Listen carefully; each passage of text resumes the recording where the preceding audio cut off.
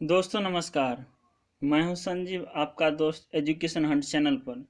जैसे कि अभी आप सभी जानते हैं कि हमारा अभी पेडागोजी शिक्षा शास्त्र यानी शिक्षा शास्त्र का लेसन चल रहा है, जिसका नाम है basic concept of teaching and learning.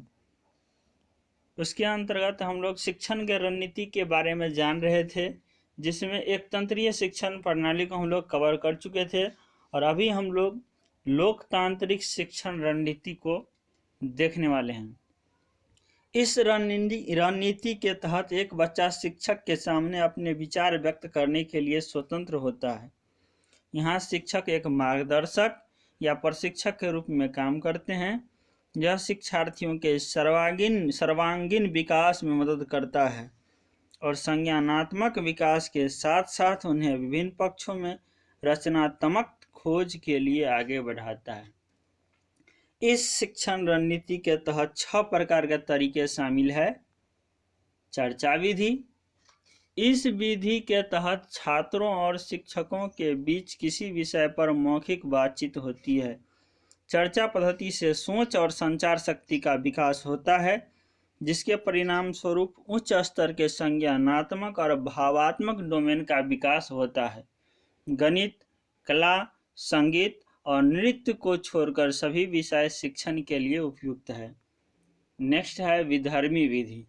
इस पद्धति के तहत एक शिक्षक छात्र के सामने एक समस्या खड़ी करता है और उसका मार्गदर्शन भी करता है। फिर छात्रों को जांच और अनुसंधान के माध्यम से योगिनी अध्ययन आत्म शिक्षा के माध्यम से ज्ञान प्राप्त करने के बाद समस्या का समाधान करता है। नेक्स्ट है डिस्कवरी विधि।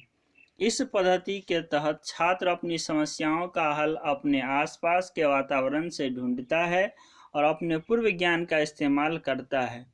यह एक पूछताछ आधारित शिक्षा है। नेक्स्ट है प्रोजेक्ट विधि।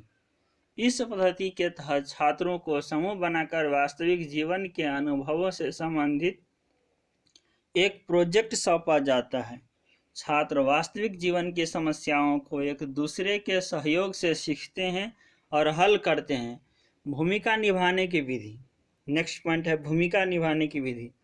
इस पद्धति के तहत छात्रों को भूमिकाएं सौंपी जाती है और छात्र को उन भूमिकाओं को निभाने की अनुमति होती है।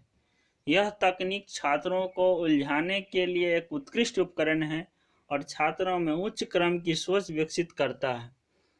नेक्स्ट पॉइंट है मस्तिष्क तूफान।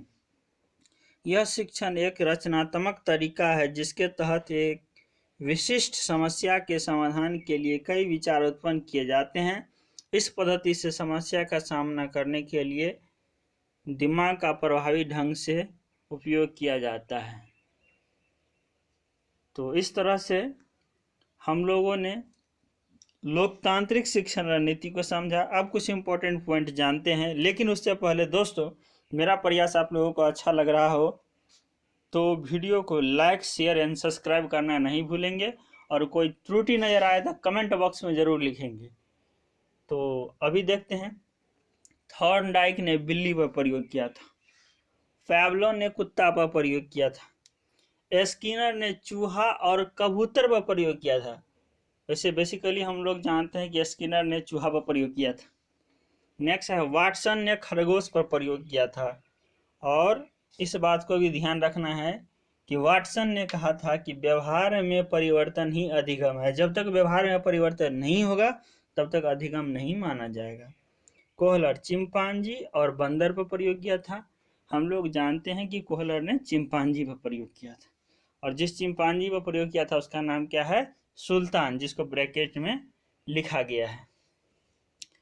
नेक्स्ट पॉइंट है दुनिया का सबसे बुद्धिमान प्राणी चिंपांजी ही होता है, यहाँ तक कि मनुष्य से भी। नेक्स्ट पॉइंट है गेस्टाल्टवादी का अर्थ होता है समग्रता, पूर्णता अर्थात पूर्ण आकार। तो दोस्तों थैंक यू, बहुत बहुत धन्यवाद। कल आपका वीडियो नहीं आया था ड्यू टू संडे, तो थैंक यू सो मच।